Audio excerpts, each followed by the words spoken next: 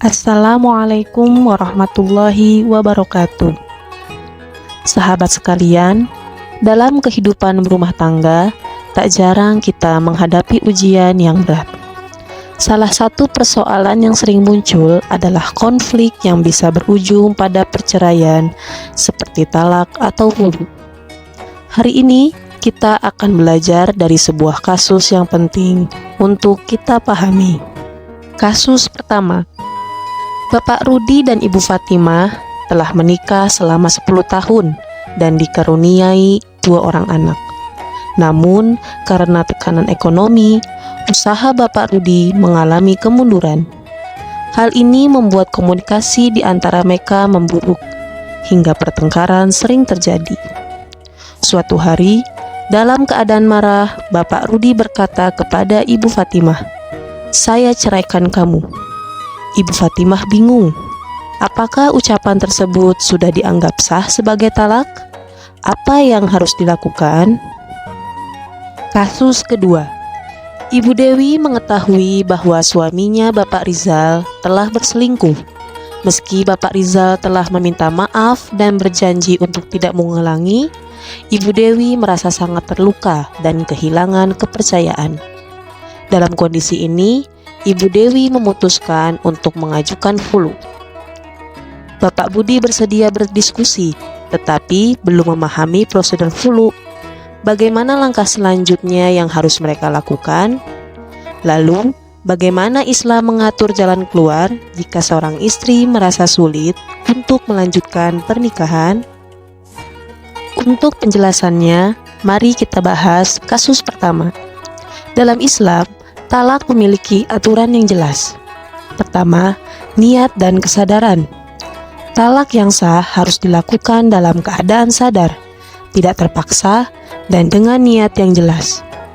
Jika ucapan talak keluar karena emosi sesaat, ulama berbeda pendapat tentang sah atau tidaknya talak tersebut. Kedua, konteks ucapan. Ucapan talak yang eksplisit seperti "saya ceraikan kamu" bisa dianggap sah, tetapi harus diperiksa konteksnya. Apakah itu hanya luapan emosi atau benar-benar diniatkan sebagai talak? Ketiga, kehadiran saksi dan tata cara. Dalam Islam, meski tidak wajib menurut sebagian pendapat, disarankan talak disaksikan agar jelas statusnya. Selain itu, talak idealnya dilakukan dalam keadaan istri suci dari haid dan tidak ada hubungan suami istri dalam periode tersebut.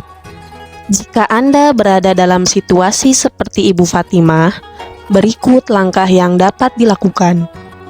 Pertama, konsultasi kepada ulama atau ahli fikih.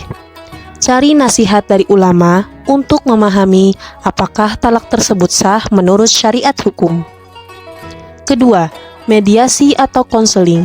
Upayakan mediasi untuk menyelesaikan konflik keluarga, keterlibatan pihak ketiga yang bijaksana dalam membantu. Ketiga, perbaiki komunikasi.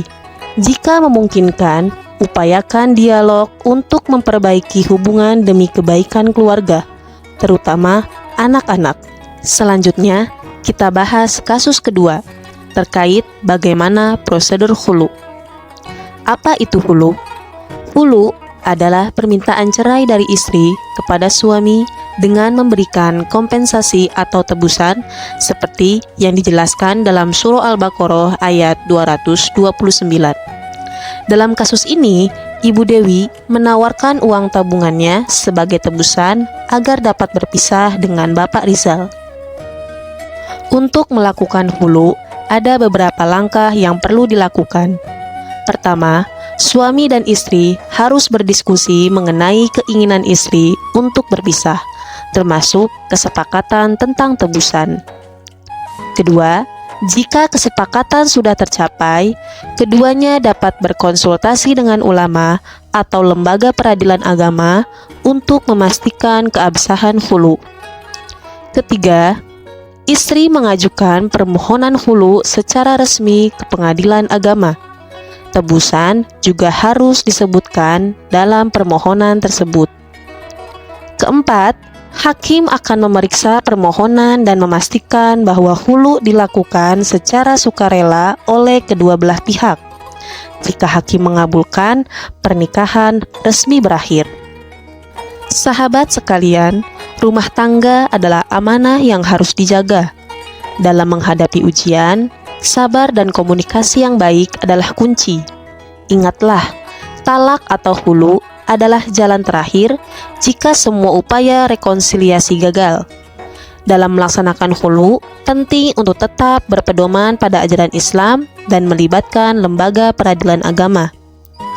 Semoga penjelasan ini bermanfaat dan menjadi pelajaran bagi kita semua. Dan semoga Allah Subhanahu wa Ta'ala memberikan kita kebijaksanaan dalam menjalani kehidupan rumah tangga. Wassalamualaikum warahmatullahi wabarakatuh. Wa min ayatihi an khalaqa lakum min anfusikum azwajan litaskunu ilaiha wa ja'ala bainakum mawaddatan wa rahmah. Inna fi dzalika laayatin liqaumin yatafakkarun.